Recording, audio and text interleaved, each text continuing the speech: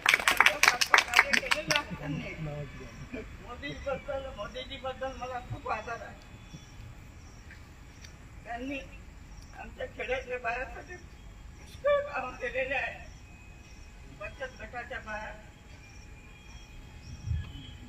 आज चूल आणि मूल याच्या पलीकडे उमरच्या पलीकडे आम्ही जात नव्हतो.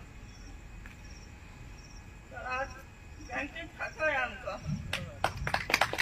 आणि बचत गटाच्या माध्यमातून माझ्या मुली, माझ्या सुना, माझ्या लेकी त्यांनी आपल्या परिस्थितीनुसार बचत गट स्थापन केलेला आहे आणि त्या बचत गटातनी त्यांनी आपला व्यवसाय सुरू केलेला आहे.